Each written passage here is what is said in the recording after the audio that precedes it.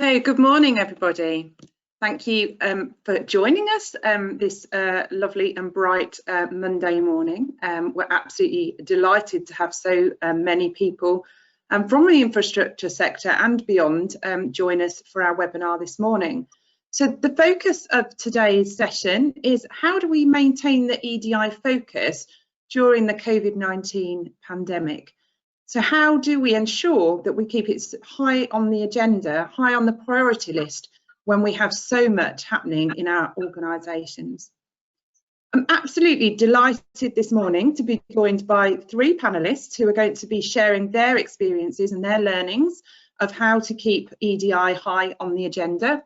And I'm going to allow each of them to briefly introduce themselves and just share kind of why now do you feel that EDI is higher on the agenda than ever before. Firstly, I'll hand over to Mark, if you're happy to introduce yourself. Great. I'm Mark Lomas, Head of Equality, Diversity, Inclusion for HS2. Many of you know, large infrastructure project.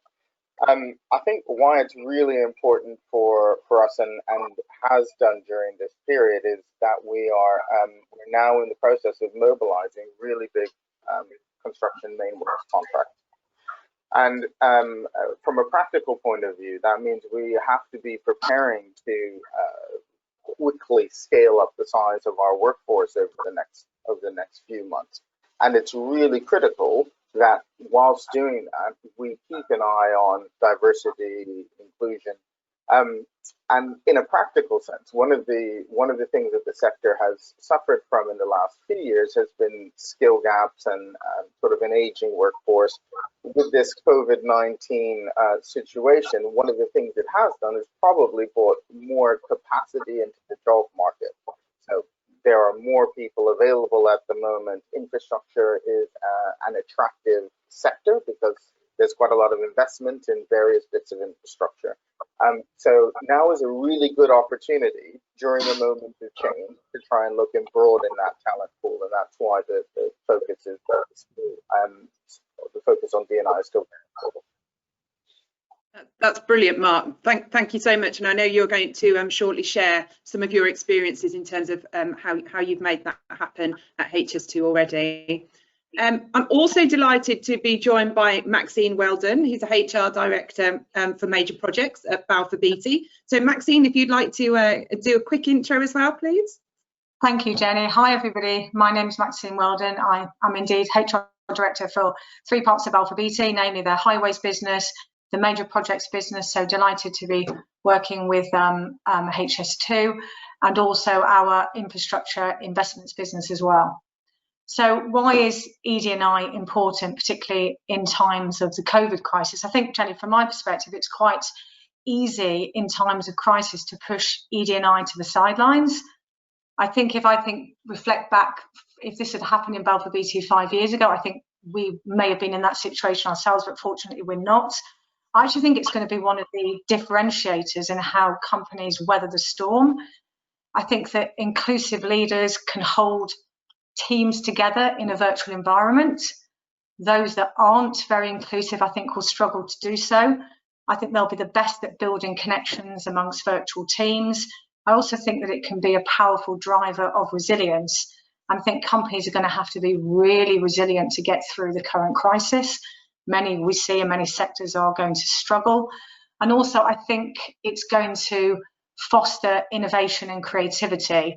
We're looking at Balfour Beatty right now in a lot of things about how we may need to operate very differently post-COVID. So the more inclusive our culture can be, we've got a better chance of tapping into the ideas and creativity amongst the workforce, because we're going to have to reimagine our business post-COVID. So for me, I'm really passionate about ED&I. I have been for a long time, but it's even more critical as we are operating in these uncertain times. Absolutely, Maxine. Thank you so much for that. And I think you're absolutely spot on there in terms of the resilience that organisations need in what's going to be a very different world. And that EDI, is part of that solution, 100%. Thank you. And finally, also delighted to have Naheem Ahmed joining us. So Naheem, would you like to do a quick intro as well? Yes, hi everyone. My name is Naheem Ahmed, EDI representative for LMJV, working on behalf of HS2 on the enabling works. So, listening to the responses, I definitely agree with those in terms of EDI and why it's so important. For the first time ever, I think in the history of the UK, we're seeing something that affects everybody. It doesn't matter where you are or what you're doing, whether you're on site, whether you're office based. One of the things that I have noticed is since we started working with HS2 and on behalf of them, we used sustainability as a whole to bring people together. And one of the things that this virus has done has encouraged people to come together as well. So for me, people are, and when I say people, I'm mostly talking about our supply chain, are actually coming together and using this time to say, you guys, you've never stopped work in terms of HS2. People haven't lost their jobs, you know, you haven't come to a halt. And you've carried on going through, and you've gone way over and above the government guidance in terms of keeping people safe. But most importantly, you've carried on functioning. And that's because we've had very strong working relationships with HS2, learned an awful lot from specialists like Mark, you know, on how to just keep going and keep people right at the heart of what we do.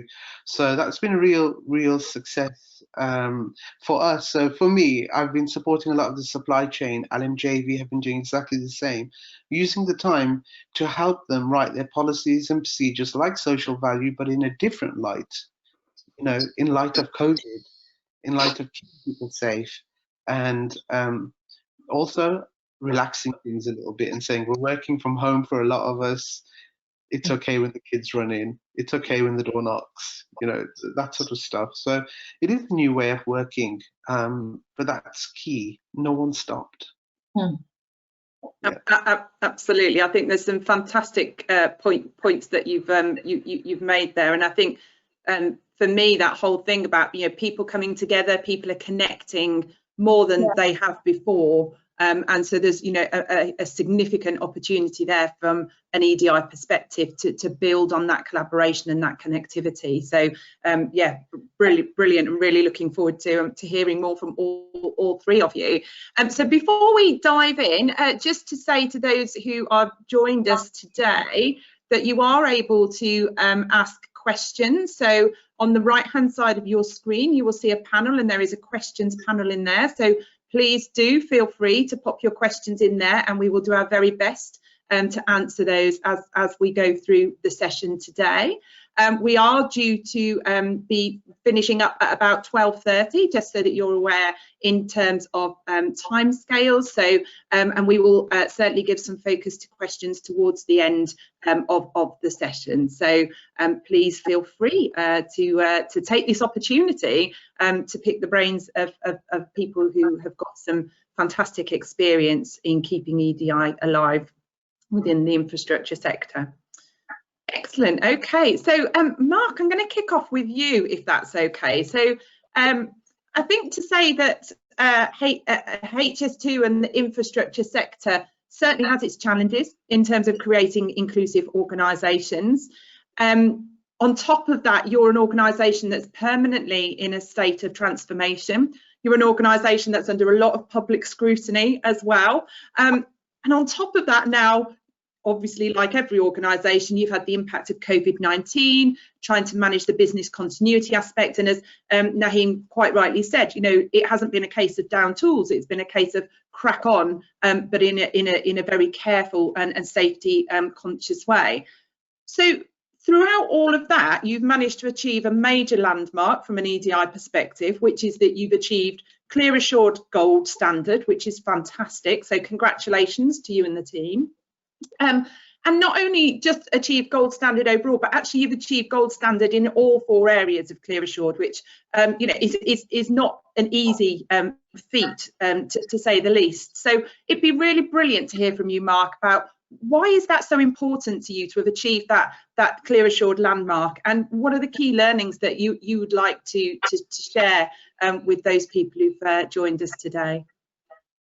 Yeah, it's a great question. I mean, one of the things that HS2 has done is baked EDI into the heart of its procurement. And although there are contractual requirements, it isn't a them and us situation. HS2 succeeds if our supply chain succeeds. One doesn't happen without the other. And in terms of EDI, the opportunity for us is to try and lead the way, demonstrate what we're doing, that what we've asked for can be delivered, and also within that recognize the expertise of those people that we have in the supply chain, like Maxine and Naheem, which enable us to share really good ideas and deliver innovation. And in working through the clear framework, we had an opportunity when our new HR director came in to look at the sort of HR taxonomy, what we did sort of bottom to top, how that fed into what we do in our procurement and our requirements. It really was a golden opportunity using the Clear Assured tool to embed sort of EDI throughout that, and it's been no easy task. So I think we've submitted sort of well over 120 pieces of evidence, and I think one of the achievements that we've had in doing that is we've really baked EDI into our organizational design process, working very closely with our director in that area, Shira Johnson.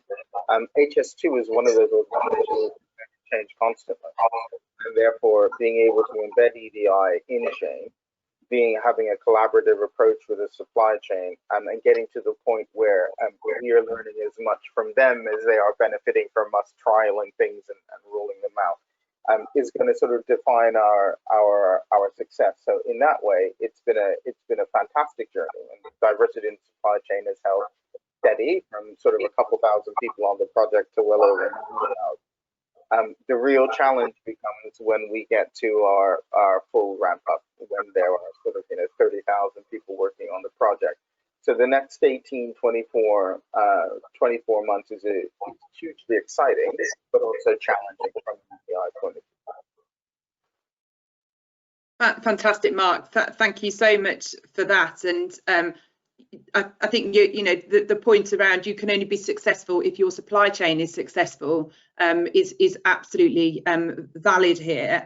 So the work that you're doing with that supply chain is obviously so important in really having that EDI impact on the sector. So on that note, I'm going to move to a couple of the contacts within your supply chain who very kindly joined us today. So Maxine, if I could move to you, if that's okay. Obviously, you work a lot with HS2, so you're witnessing firsthand some of the EDI leadership that they are, as Mark said, very much leading the way in terms of the EDI journey.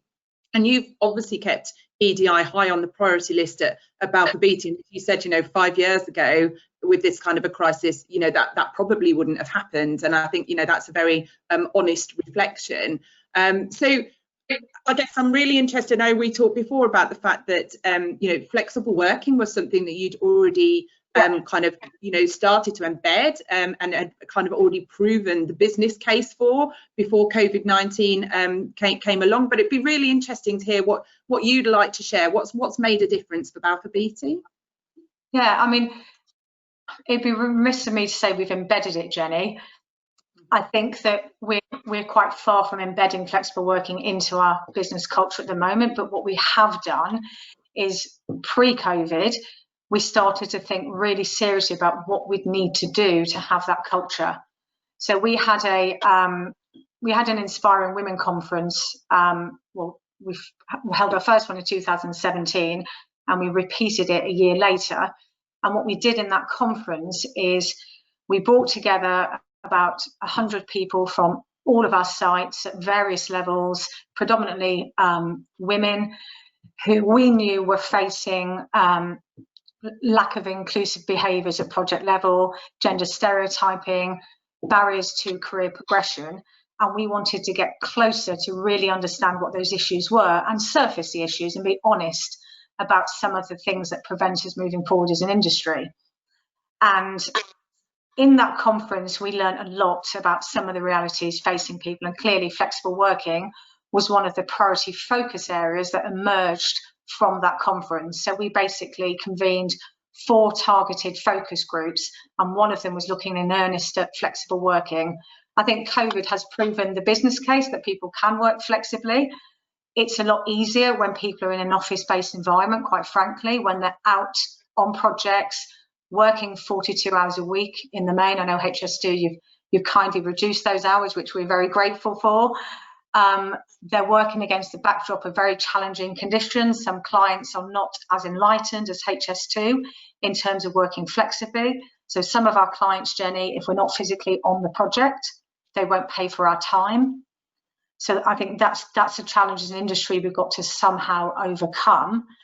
So we definitely at Balfour Beatty, we've been looking probably for the last 6 months now, but what we actively have to do to make flexible working a reality, not in warm, cozy offices, but out on our construction projects. So we are at that stage, Jenny, where we've got a lot of awareness, a lot of ideas, and we're now turning those into meaningful action. So it'd be wrong of me to say it's embedded. It's not, but I'm absolutely thrilled that we have got the interest of ExCo and our leadership team, because that's half the battle. If the top of the organisation don't buy into that change, it will fall at the first hurdle. Yeah, absolutely, Maxine. That senior level buy-in is really critical, and we know underpins a lot of the successful changes that need to be made. I think you raised a really interesting point there about, you know, it's kind of ingrained in the culture of the sector. So if you're not physically present, then you don't get paid. You know, I think that kind of you know, kind of legacy of what has typically been quite a traditional sector does create challenges when, as an organisation, you are being more progressive and more inclusive. So it's absolutely, and it just relates back to Mark's point about, you know, it's about working collaboratively and about driving the changes, you know, through that collaboration, because one organisation in isolation can't make the changes that you would want to make, for sure. So. And I do think people are going to be more demanding in what they expect of organisations post-COVID, because right now people are proving the business case. They're working, they're putting the same hours in, if not more. Actually, people are actually saying I'm working longer hours because I'm on my screen constantly from waking up to finishing work. But I think that once people resume back to whatever normality looks like, I think they're going to be more demanding because they have had more time at home. They cannot go out for a run before the morning. They will be able to do the drop off and pick up and work full time. I think people are going to expect more. And I've worried about the long hours in the industry for a while, because we've got many people that stay away from home all week and they just want to knock off on a Friday at like 2 o'clock to travel back home. But again, they can't, because that time needs to be productive on site to be billable to the client. So sorry, I cut you up then. I just wanted to just make that further point.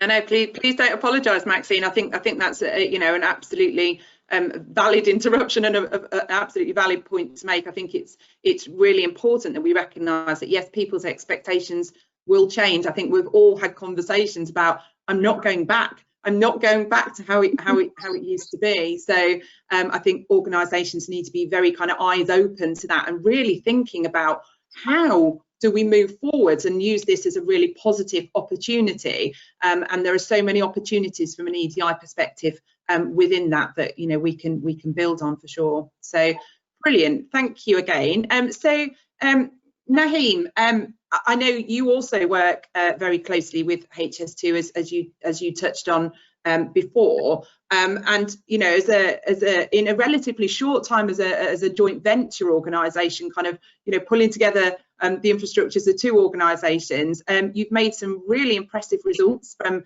a diversity and inclusion perspective. So it'd be brilliant to hear from you about what you think has had a significant impact to enable the LMJV to make such a change in such a short space of time.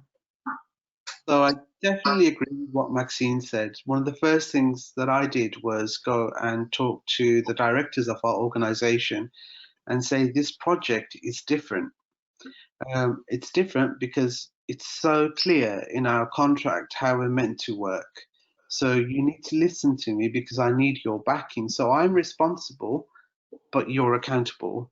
And it was that was quite important for me, getting that buy-in from both Langer O'Rourke and from John Murphy and Sons at the most senior levels is one of the major things that have led to our success. We also had these funny little documents called works informations.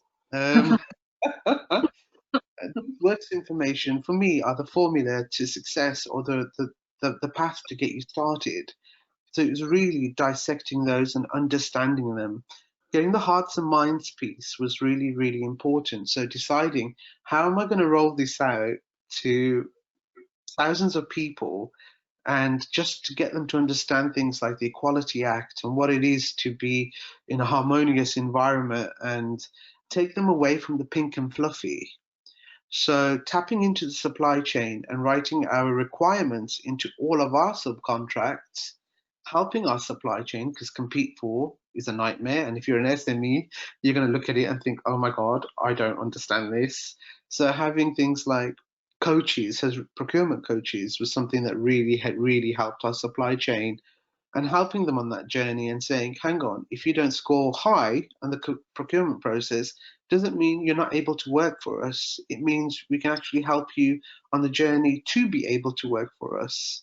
So here's what you need to do in a short period of time, and being there and helping them. So that's something that I do pretty much every day. And funnily enough, this week we've got our EDI and CE forum, ironically enough, and that's when our supply chain come together, Chatham House rules, talk freely, tell us what's working, tell us what's not working. So that's worked really well for us. Setting those foundations within the contracts has worked really well for us. Having dialogue that's open and honest. Maxine mentioned it, and Mark mentioned the words collaboration. And funnily enough, Works Information 830. And I always harp on about it, but it's a very good one, because it's about collaboration and it tells you how to do it. Because we hear the words innovate, we hear the words sort of collaborate and all these other things, and we think, well, they can become buzzwords if you don't use them properly. So having a high percentage, I think we're over 23% BAME now and 7% on disability. So high percentage of women working on our projects has it's just been bringing people together, showing them the benefit and the importance, because our turnover rates have actually dropped since we've worked in a different way, so it gets you thinking, hang on, it didn't cost us anything to do this. We didn't invest hundreds of £1,000s in anything. We just used what was around us already.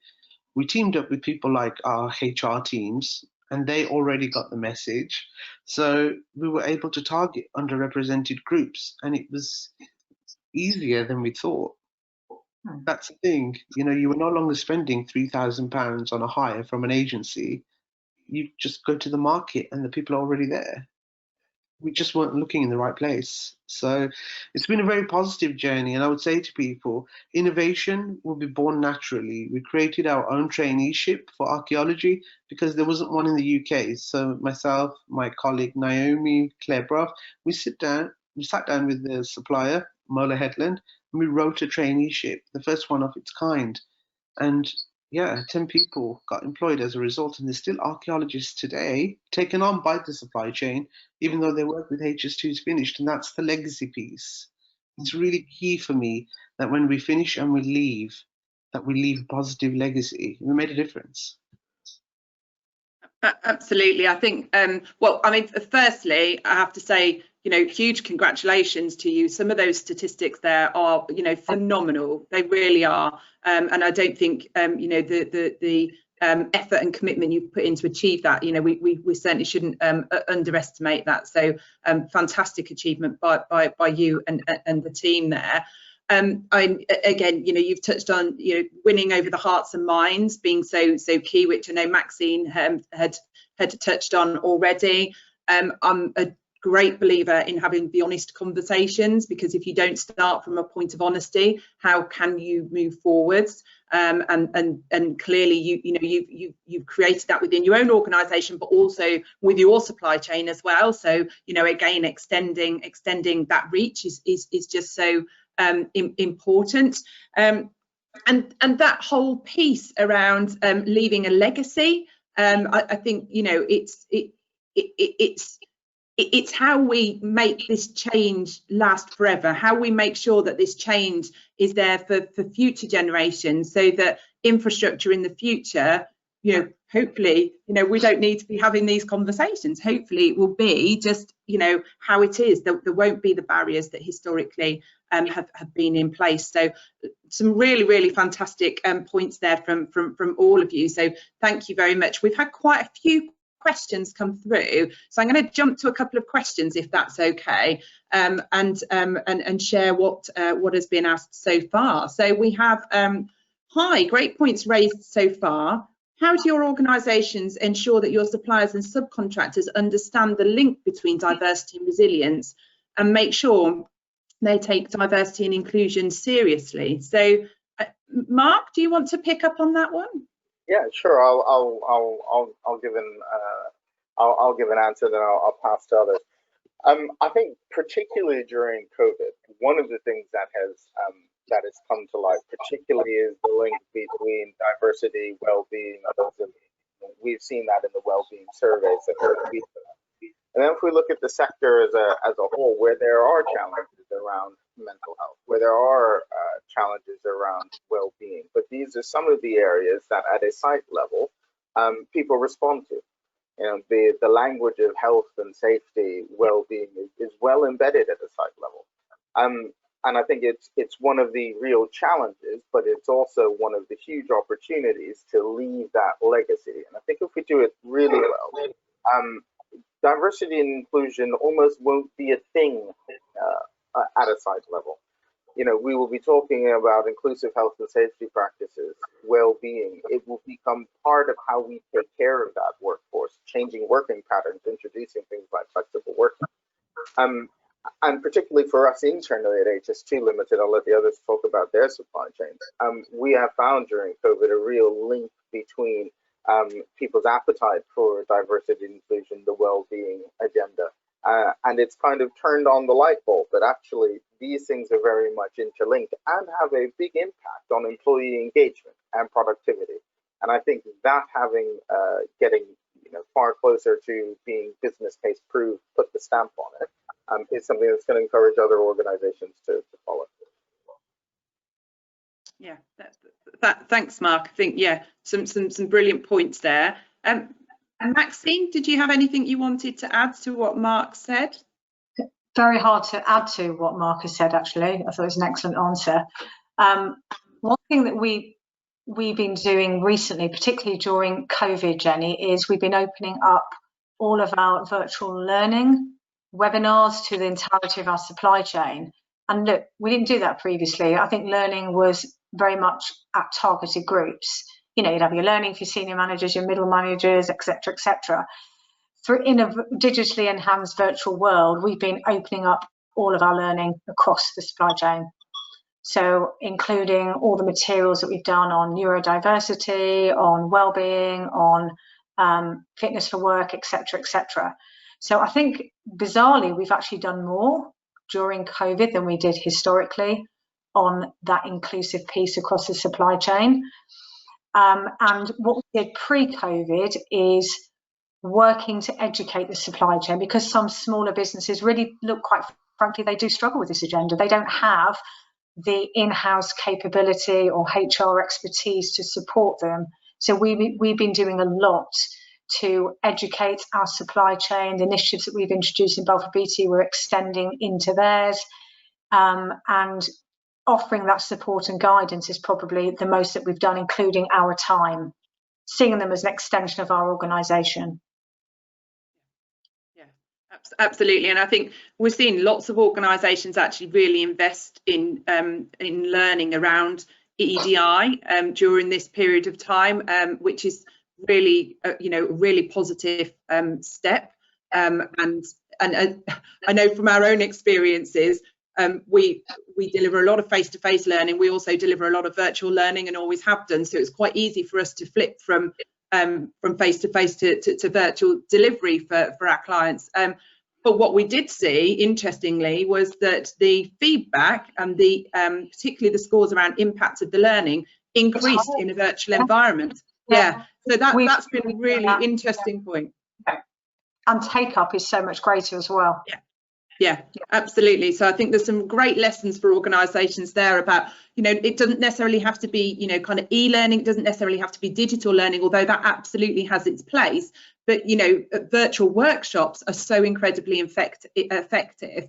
And so, you know, taking this opportunity where you may have people who are working from home, you may have people who are furloughed, who obviously can still, you know, they can still have training and development investments made. So, yeah, lots of opportunities.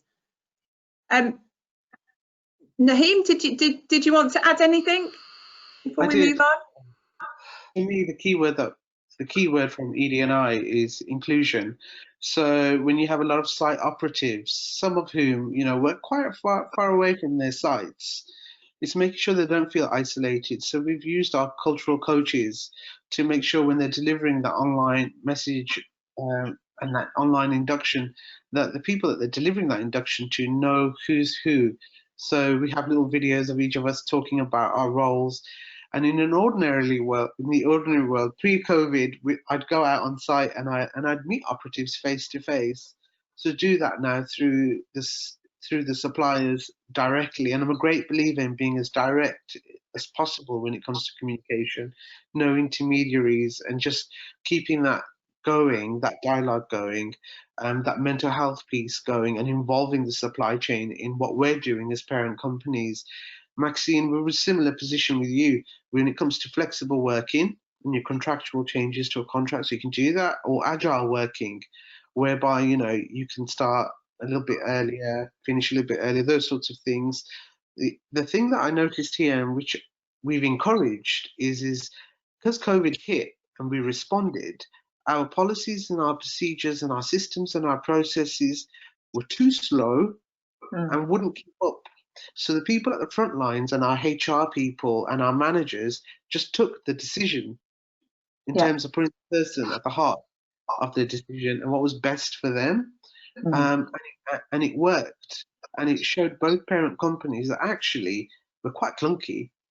Yeah, we are. So let's bin the clunkiness and let's just get real and have processes and procedures and policies and things that work, you know. They clearly work. We didn't lose any money when we did this. So it goes back to having that dialogue with HS2, and we've found them to be really, really welcoming and supportive as a client. And in a way, our parent organisations are playing catch up to what's happening. Yeah. Bin the clunky. Quote of the day. I like that. You took the words out of my mouth, Maxine. I think, you know, key learning from today, bin the clunkiness. But I think there's another key learning that you've woven in there as well, Naheem, which is this whole point about ED&I doesn't need to be costly. It doesn't need to be an expense. It's not about doing more. It's about doing things more inclusively and seeing things through a different lens. And I think you've pulled that point out a number of times now, which I think is really important and a key takeaway, I think, for some of the people who are listening today. And also, Tony, Naheem and Mark said this before as well, it's about demystifying it, isn't it? I still struggle, sorry people don't agree on the call, with ED&I as an acronym. I think it alienates some people in our business when I don't know what the word we would use, but I do struggle with that. We've got to find a way of demystifying this agenda. And when you do that, that's when you have the biggest difference. And Naheem, you talked about leaving a legacy. In our industry, so many people care about the legacy piece. And when you can, Naheem, you just said that so brilliantly before, when you can tap into that, that's the hook for me on this agenda, is the legacy piece, because it really does resonate with a lot of people in our industry.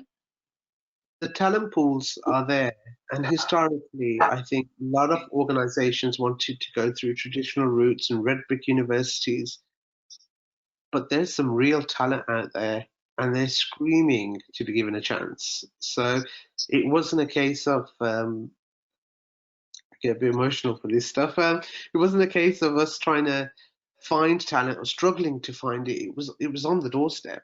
It was there, but nobody ever engaged with BAME groups or went and asked them, how about graduate placement? And some of the responses we had from people we've employed without me, I never thought about that, because nobody ever approaches our institution in that way. And it's worked for us. I mean, that's really one of the key benefits, I think, of releasing the kind of the ambition in the supply chain, and the freedom to do something a little differently. There are requirements, but how you satisfy them is up to how flexible and innovative you want to be. It would be great by the time HS2 finishes as a program that legacy is well embedded, that we're seeing changes to some of the skill shortages.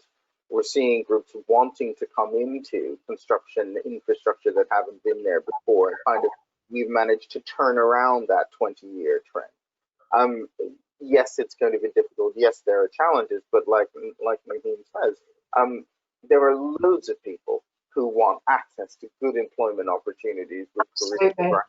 Yeah. And making that case clear that infrastructure can offer that, that is part of how we're going to win this sort of long-term ambition to deliver that lasting legacy.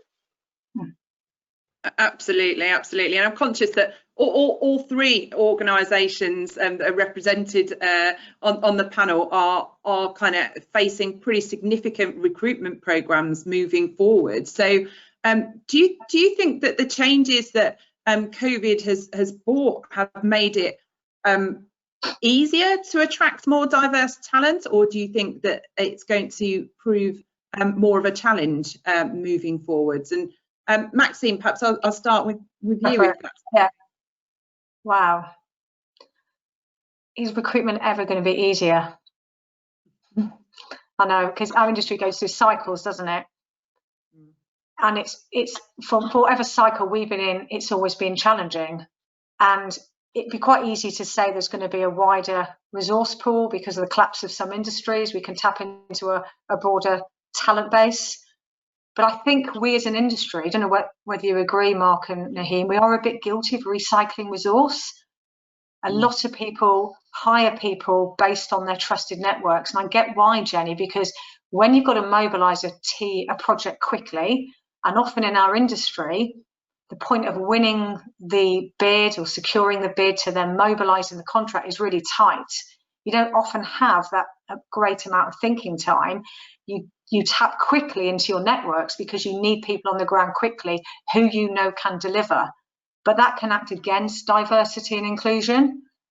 So I worry actually about COVID, whether we're going to almost perpetuate that problem, that we are actually going to dig deep into our networks and recycle resource instead of thinking long and hard about where are the adjacent sectors that have transferable skills. And look, I'll be frank, we've tried this in the past and it's not been as successful as I've wanted it to be, because it takes a significant amount of effort to look at adjacent or out of sector industries and really think about the transferability of those skills and then invest in that training. And often, again, we don't have the capacity when you've got a lean team or very, very slim margins to really invest in that upskilling and training piece. So you onboard people properly. It's bad enough onboarding people now, let alone when they haven't got the requisite skills. So it's something that I, quite frankly, don't have all the answers to,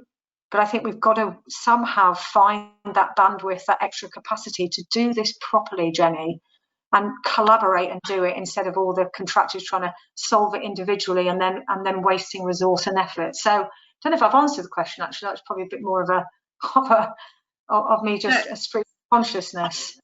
I worry about it. I do worry about it.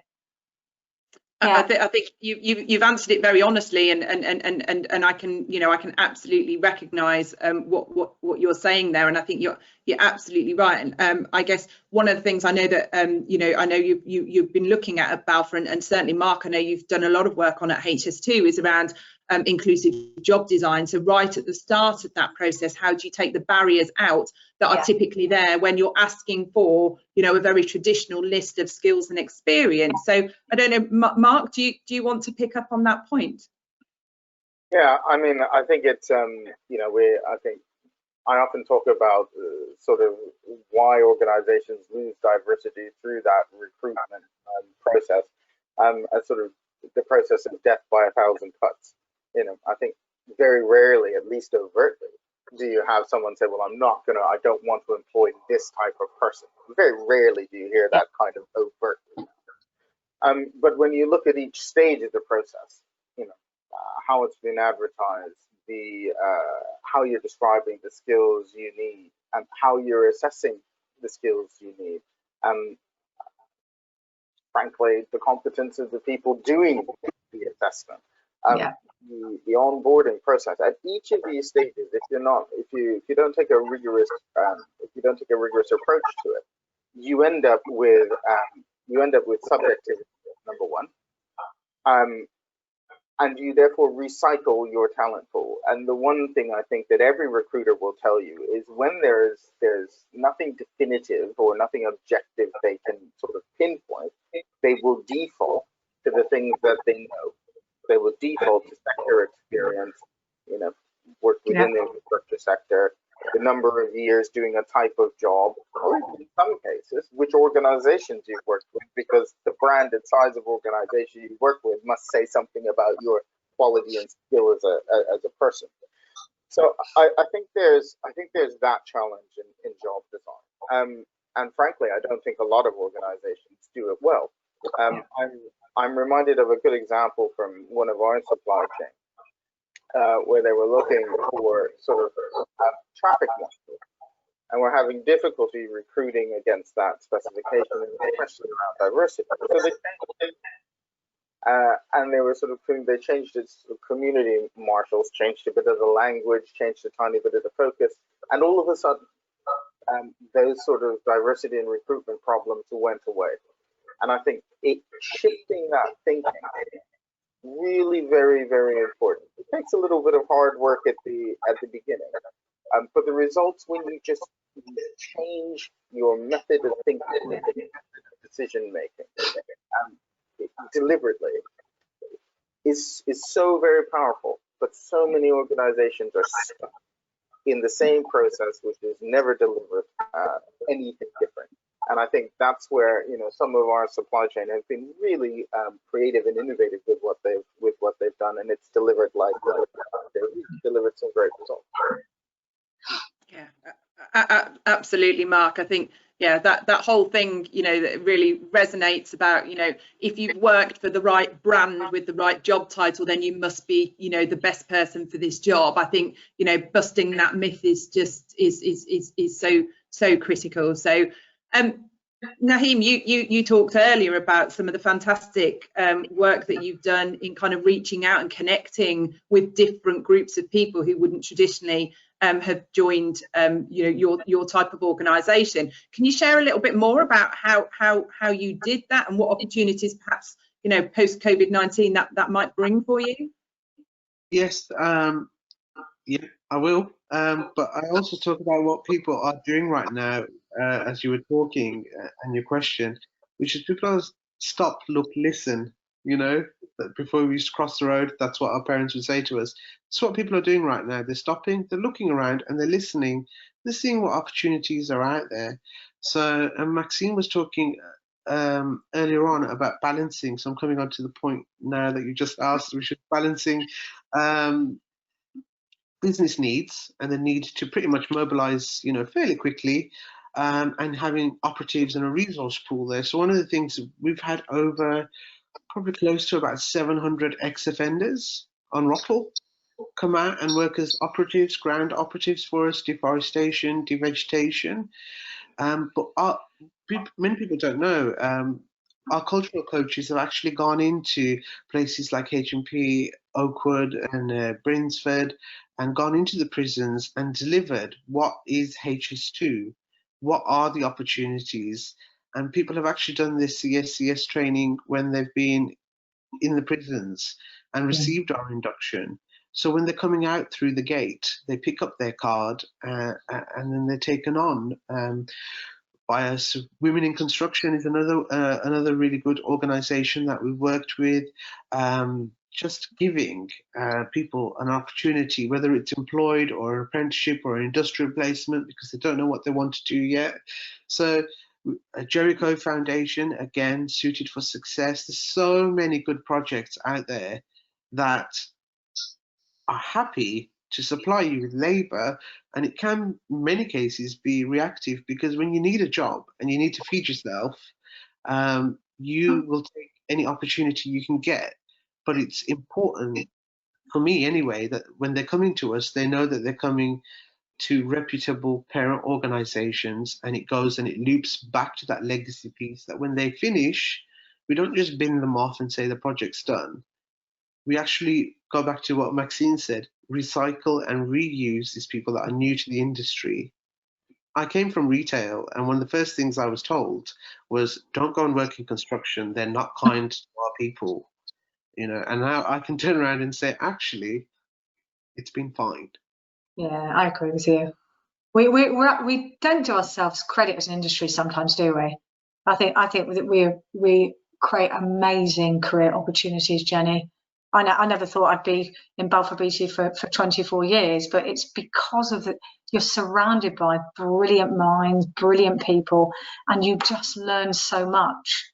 And I agree, Naheem, we can just create amazing opportunities for people, and we change, you know, we change the face of the landscape, and we change people's lives and people's careers as well. Absolutely, yeah. Sorry. Go on, Naheem, sorry, go on. We get so used to the easy option of picking up the phone and calling a recruiter and it's done, and we miss out on all this stuff, which is where the real value is. Absolutely, and there's a great comment that somebody's put in the questions in the chat section, which is about some of the brilliant returner programs that have been done by some of the supply chain to HS2, and also touching on, wouldn't it be great to have some targets, for example, for refugee placements, that type of thing. And I think, you know, kind of collectively we're all kind of nodding, going, yes, absolutely, that's the kind of collaboration that we really want to see in the sector. We have got quite a few questions, so I'm going to move on to those if that's okay. So one of the questions here is that, given Maxine's point about EDI being easy to drop in a demanding economic environment, what do the panel think about the risk to investment in EDI at HS2 when the public purse post-COVID-19 will likely be tighter? So I don't know, Mark, do you want to start by answering that one? Yeah, sure. I mean, there's an easy way to answer, and then there's a more nuanced. So the easy way to answer is that the EDI requirements are part of the contracts. So they're contractual requirements. So there's no getting off the hook that way. In terms of investment, like Maxine and Naheem have said, the worst information that we have is about outcome. How you deliver it can be as smart or as nimble or as innovative, as cheap or as expensive as needs to be for the size of organization you're working for. So the focus for HSQ around skills, employment, education, EDI, that will never drop off, because, like everybody has said, that's about the legacy.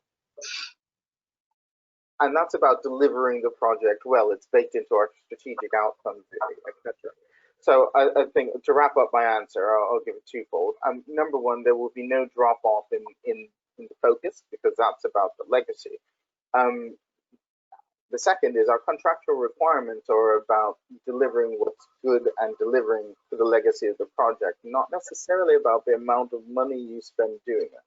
I would rather people do it smarter and cheaper than it take longer and be more expensive. Sharing tools, sharing learning, having joint approaches to things, collaborating on initiatives, etc.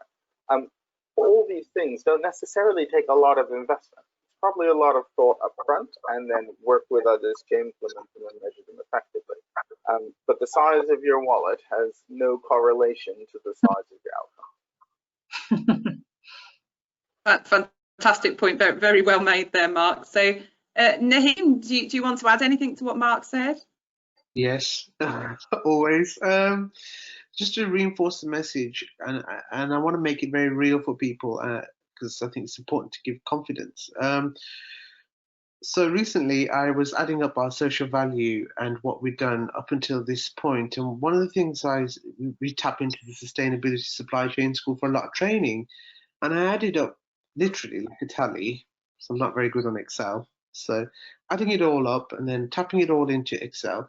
So we didn't pay for ED&I training, not a bean was spent, but the return on investment is over 11 million. So something free and the return on investment, 11 million, is huge. It's absolutely huge. And away from HS2 and what we're talking about, and the way that word we used at the beginning, resilience, our parent companies are now realizing that in actual fact, this is the right way to work. You know, when everyone is on board, when it comes to an inclusive culture and you're trying to achieve all of the wonderful things that you're trying to achieve, and you use that organic approach, because an organic approach for me means you mean it. You're not setting just quotas and targets. You want to exceed them, is where you start to see success from something that didn't cost anything because you just decided to work in a different way. So it's public purse. If I said to the public purse, I've just put 11 million pounds into the public purse, it makes people smile because they think, gosh, people never put money back in the public purse. You should take it out. And that's not what we're doing on HS2.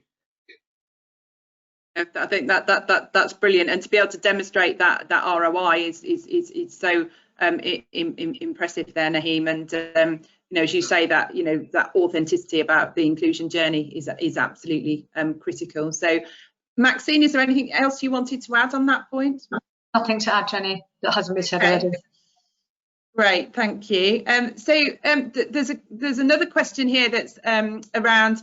Has the strategy towards COVID-19 developed since the ONS reported that BAME communities are disproportionately affected? And if yes, what has changed? So I'll respond initially by saying that absolutely is an area of focus, and really understanding what organisations can do to support those communities who have been disproportionately affected is a really critical step, and I would certainly encourage all organisations to really think about what they can do there.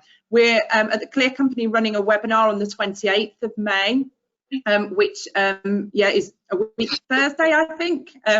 Don't quote me on that, but the 28th of May, which is specifically around how we can support people from the BAME communities during and as we transition out of COVID-19. So certainly an opportunity to discuss that in more depth next week, but I'll just open it up to the panel if anybody particularly wants to respond on that point.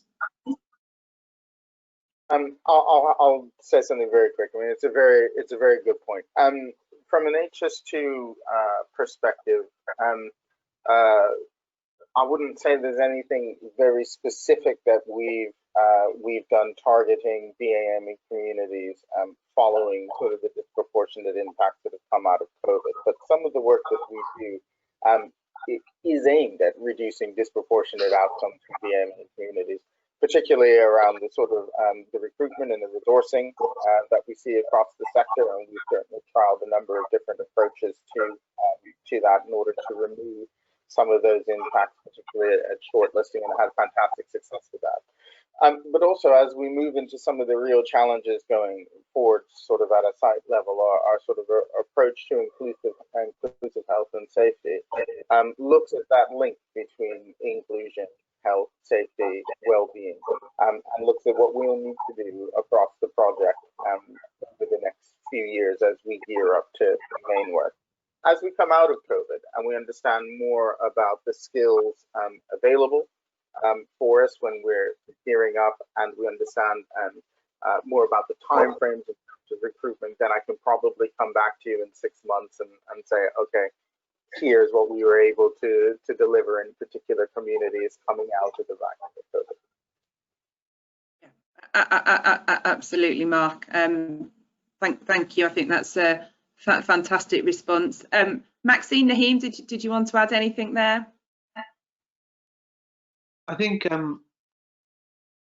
COVID and the science behind COVID is continuously evolving, and we're learning more about the virus and its impact on BAME communities. I think our EDI implementation plans that we use on a daily basis are evolving documents, and they will continue to evolve, and so will parent companies, and so will everybody on this call. As we learn more, we'll adapt and we'll respond to that. So previously we dealt with BAME communities, neat people, vulnerable groups, and everything else. I think now what we're going to see is communities impacted by COVID who might be affected in certain ways, like social mobilization, for example, and where they can and can't go. And that's where we'll have to continue that smart thinking and that innovative thinking. And it goes back to inclusion, making sure they are included and afforded the same opportunities as everybody else. And right now, that's as far as I can see in that crystal ball. Absolutely.